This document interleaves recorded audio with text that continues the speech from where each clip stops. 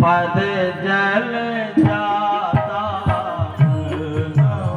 लक्ष्मण पद जल जाता बंदहु लक्ष्मण पद जल जाता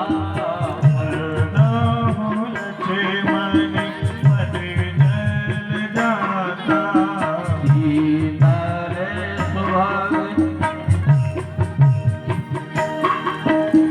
भगत सुखे दाता शीतल सुभग भगत सुखे दाता शीतल सुभग भगति सुख दाता।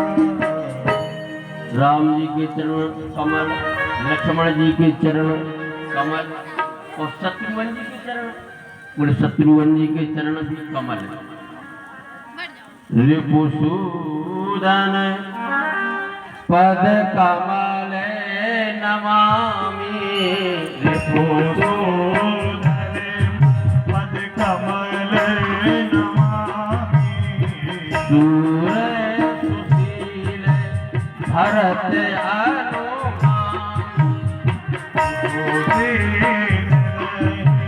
भरत अनुगामी सूर सुशील भरत अनुमान सूरे सुशील भरत अनुगामी। राम जी के चरण कमल, लक्ष्मण जी के चरण कमल, शत्रुघ्न जी के चरण कमल और जानकी जी के चरण बोले कमल। जानकी जी के चरण क्या है? जनक सुता जग जनन जानकी अतिशय प्रिय करुणा निधान की ताके जोग पद कमल मनाव और जासु कृपा निर्मल मति पाव।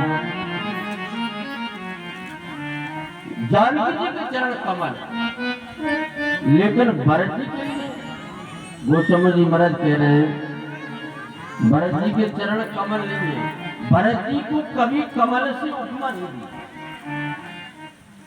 भरत जी के चरणों को लिख दिया है प्रणवाओ प्रथम भरत के चरणा प्रणवाओ प्रथम भरत के चरणा प्रणवाओ प्रथम भरत के चरणा प्रणवाओ प्रथम भरत के चरणा जहाँ सुने में व्रत जाय नमरना जहाँ सुने व्रत जाय नमरना प्रणवाओ प्रथम भरत के चरणा प्रणवाओ प्रणवाओ प्रणवाओ प्रथम भरत के चरणा प्रणवाओ प्रथम भरत के चरणा प्रणवाओ प्रथम भरत के चरणा प्रणवाओ प्रथम भरत के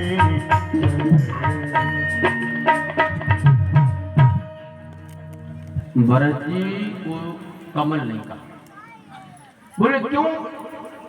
बोले देखो भाई किसी संत ने भाव दिया, बोले महाराज दशरथ रूपी सरोवर है, दशरथ रूपी सरोवर में राम रूपी कमल खिला है। दशरथ रूपी सरोवर में राम रूपी कमल खिला। अच्छा, कमल की शोभा क्या है? कमल की शोभा जब ही तो होगी जब उसमें कोई भ्रमर हो, भौरा हो, उस पराग को पान करने वाला भौरा हो। तो इस मानस में आओ,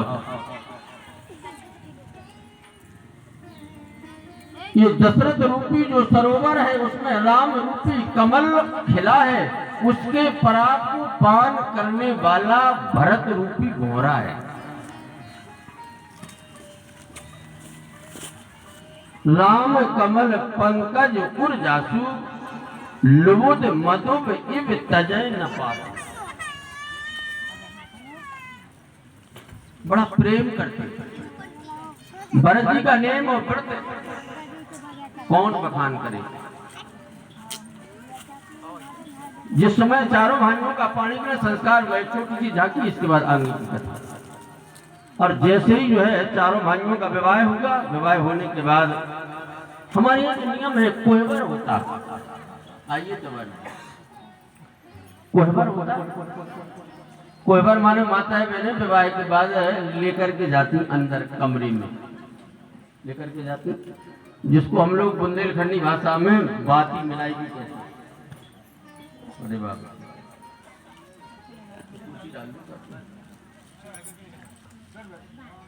कोहबर जिसको कहते हैं।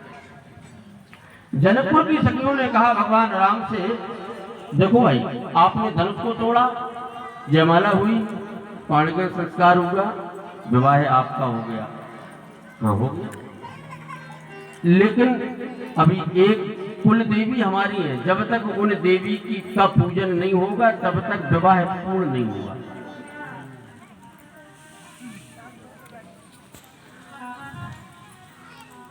जब तक कुल देवी का विवाह, कुल देवी का पूजन नहीं होगा तब तक आपका विवाह पूर्ण नहीं होगा।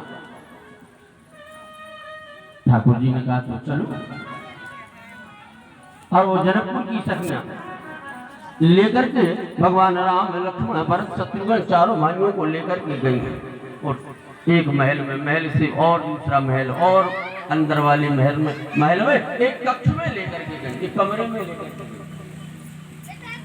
उस राजभवन के बहुत अंदर एक कक्ष था, उसमें लेकर के गई, चारों भाइयों को बिठा दिया। और जनकपुर की सखियां,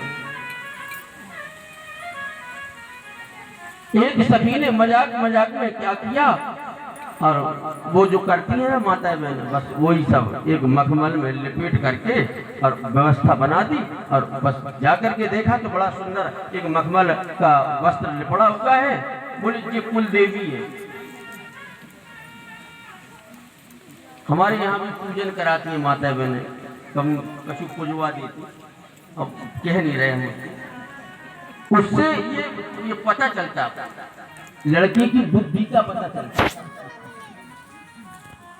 ससुराल है, सखियों ने एक मजाक कर दिया और कुल देवी बनाकर के रख दिया। बोले भगवान राम से कहा बस कुछ नहीं करना है, आप चंदन लगा दो, अक्षत छोड़ दो, और अक्षत छोड़ करके और बस आरती उतार कर दंडवत प्रणाम कर लो। बस ये कुल देवी की पूजा आपने कर ली, समझ लो आपका विवाह पूर्ण हो गया। भगवान राम ने तुरंत महाराज नेत्र बंद किए, समझ गए ससुराल है, सखियां हैं। और भगवान राम ने कहा मुस्कुरा करके, अरे सखियों, ये पूजा मुझसे नहीं हो पाएगी, ये कोई भी देवी देवता हो। अरे नहीं नहीं, हमारी कुल देवी है। श्री ठाकुर ने कहा, ठाकुर जी ने कहा देखो ये जनकपुर की सखियां, हमारा ये सिर झुकता है तो केवल 3 के सामने, 3 के चरणों में झुका है हमें। ये भगवान राम कहते हमारा ये सिर ऐसे नहीं झुकता किसी देवी देवता के सामने। 3 कौन है? मात पिता गुरु नावहि माथा, मात पिता गुरु नावहि माथा।